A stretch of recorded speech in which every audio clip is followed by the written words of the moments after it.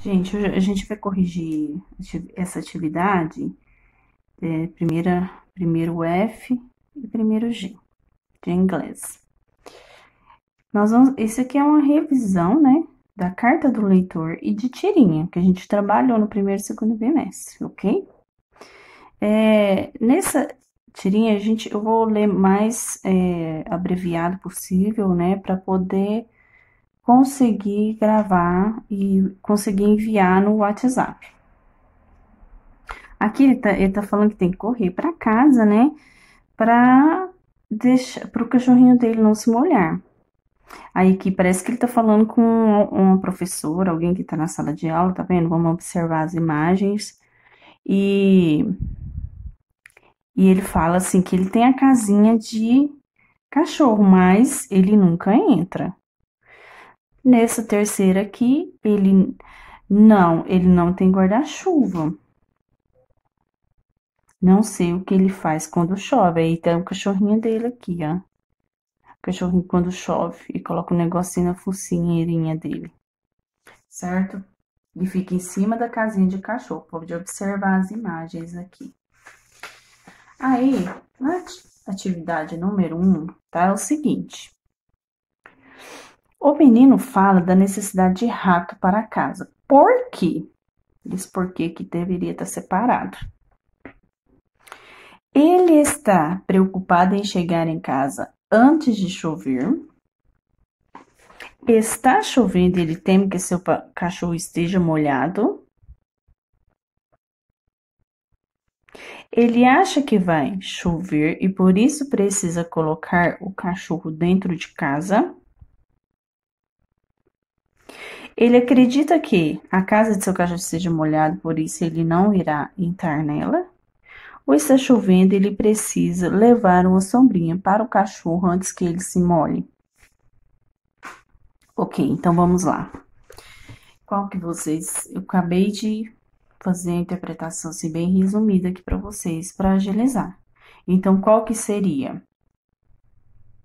Quem marcou a letra B está correto. Está chovendo e ele teme que seu cachorro esteja se molhando. Gente, essa atividade é interpretação, né? Lembra quando eu expliquei que para você interpretar uma tirinha, você precisa observar o que está escrito e as imagens, a linguagem verbal e a linguagem não verbal, ok? Não esqueçam disso. Agora, na atividade 2, pelas imagens e pela fala do personagem, percebe-se que ele está na escola e possivelmente falando com a professora, né? Você lembra que eu mostrei lá as imagens? Observar a linguagem não verbal. A frase que sugere que ele se dirija a ela é Yes, ma'am. Madame, né? Yes. Aqui já, na primeira questão, a gente já encontrou. Lembra aqui, ó? Eu volto aqui na tirinha e vejo aqui, ó. Yes, man. Ok? Vamos lá. Raining, leia. Ah, professora, eu não consigo traduzir esse texto enorme. Então, você vai lá no Google e pesquisa. Mas tem as técnicas que eu ensinei para vocês.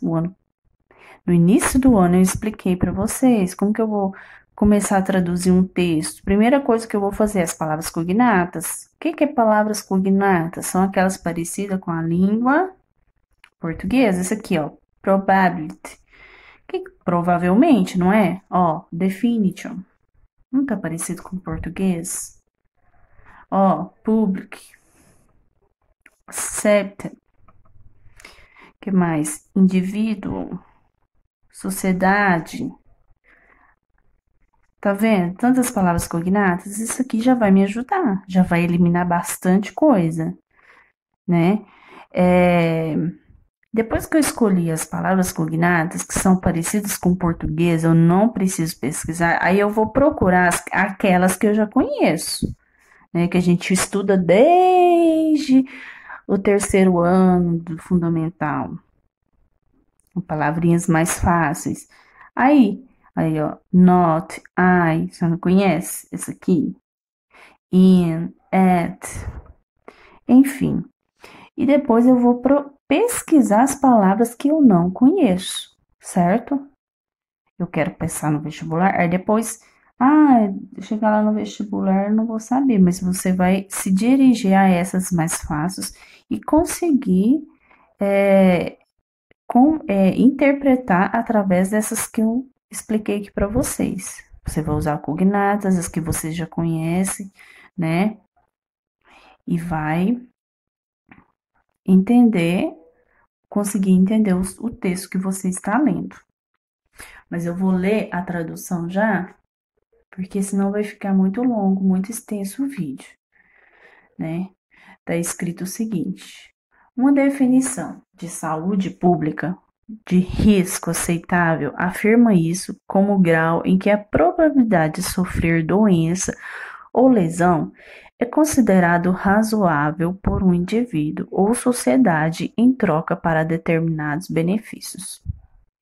A aceitabilidade do risco depende de dados científicos, fatores sociais, econômicos e políticos, e nos benefícios percebidos, não me parece que o risco de contratar a Covid-19 possa ser visto como razoável apenas para trazer as crianças de volta à escola e os pais de volta ao trabalho.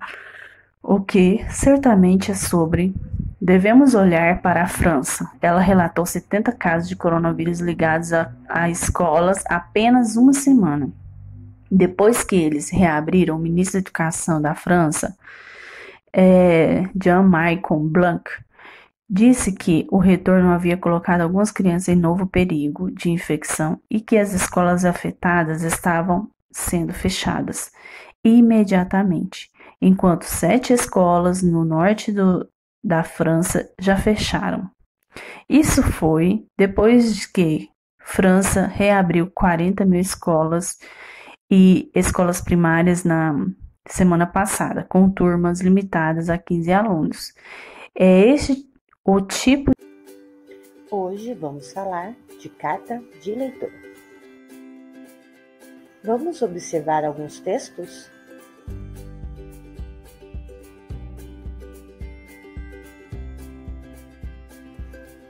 Esse texto eu conheço, é uma carta pessoal. E você sabe me explicar por que é uma carta pessoal?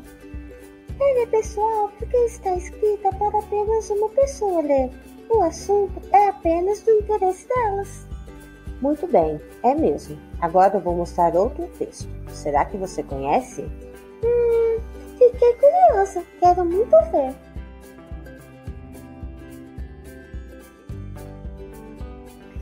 Isso também parece uma carta, mas tem alguma coisa diferente. Isso mesmo. E você consegue perceber quais são as diferenças? Deixa eu pensar um pouco mais.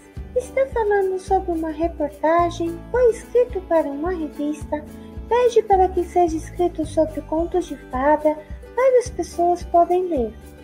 Já tem uma resposta da revista sobre o que ela escreveu.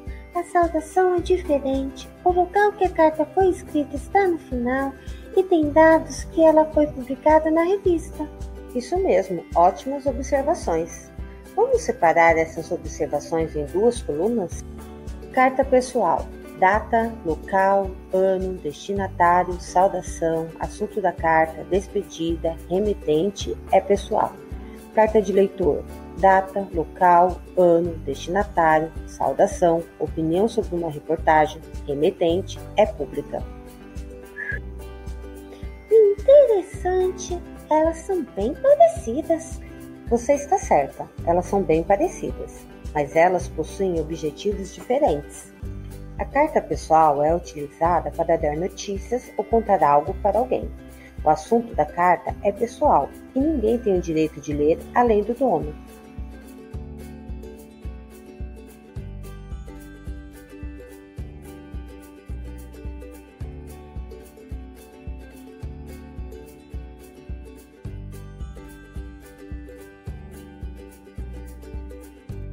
Que legal! Adorei aprender que quando eu escrevo uma carta para ser publicada em algum lugar, ela é chamada de carta de leitor. Então, não se esqueça, quando você quiser dar uma opinião sobre alguma notícia, é só escrever uma carta de leitor. Até a próxima aula!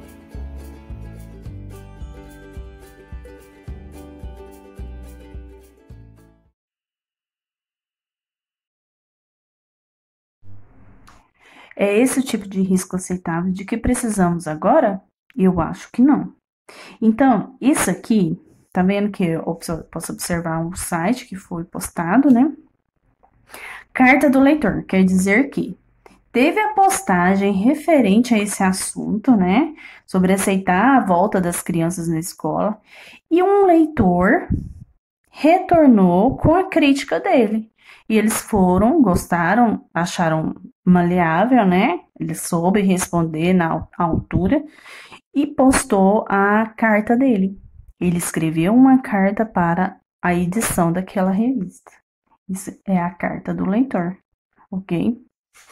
Aí nós vamos na atividade número 3. Na atividade 3, que é referente à carta do leitor, está escrito o seguinte: para fortalecer a opinião de que mandar as crianças do Reino Unido para a escola nesse momento seria um grande risco, o autor do texto elogia a carta escrita, em que ele diz que mandar as crianças para a escola seria um risco razoável.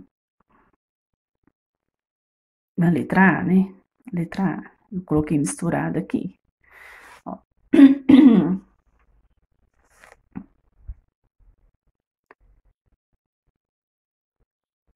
Letra B. Ele ignora o fato de que, para se considerar que desenvolver uma doença seja um risco aceitável, deve-se levar em conta os benefícios, né, que isso traria para a sociedade. Ele desconsidera que a aceitabilidade de risco depende da agenda científica, fatores sociais, econômicos e políticos. Ou ele afirma que contrair o Covid é um risco razoável e correr por mandar as crianças de volta para a escola. Ou ele utiliza a França como exemplo, já que esses países registrou novos 70 casos de coronavírus apenas uma semana depois de as escolas terem sido reabertas para as aulas presenciais. Então, o que ele está querendo dizer lá na carta? Ele está querendo dar um exemplo, usar a França como um exemplo de que abrir as escolas nesse momento não seria uma boa. Não é certo, gente? Então, eu vou marcar a letra E. Agora, vamos ver a número 4. O objetivo da carta do leitor, escrita por Dave Plant, é letra A. A letra A minha ficou misturada, ó, a letra A começa aqui, ó. Elogiar a carta escrita por Kate Massey, publicada no jornal. Letra B. Criticar o ponto de vista de Kate Massey sobre o retorno das aulas presenciais e argumentar sobre a opinião dele. Apresentar a França como um péssimo exemplo a ser seguido. Discutir a opinião de especialistas sobre a margem de risco de contágio. Questionar os leitores se eles possuem a mesma opinião de Kate sobre o retorno das aulas. Então, quem marcou a letra B está correto, que ele quis criticar o ponto de vista do escritor do jornal, né? Que o grande objetivo da carta escrita por Dave Plant era criticar, né, o ponto de vista do Kate sobre o retorno das aulas presenciais na pandemia e argumentar contra a opinião dele. Para o autor que escreveu a carta do leitor, voltar nas aulas presenciais não é um risco razoável a se correr, já que ele não vê nenhum ganho social ou econômico nisso, e utiliza a França como exemplo para construir seu argumento, né? Então, ele argumentou em cima do exemplo da França, e o objetivo não é apresentar a França como um péssimo exemplo a ter seguido. Ele utiliza novos casos da França, né, como um dado que deve ser considerado antes de se falar sobre reabertura das escolas para as aulas presenciais. Gente, isso aqui é um fato, aconteceu, né? Foi escrito no jornal e o leitor escreveu, né, o argumento dele, deu a resposta dele para aquela notícia no jornal. Ok? Isso é uma carta do leitor que a gente está analisando ela apenas. Ok, gente? Qualquer dúvida, vocês podem me chamar aqui, certo? Então, essa aqui é a correção da aula do dia 10/8 de 2020. Já envio o vídeo referente a outra atividade, ok?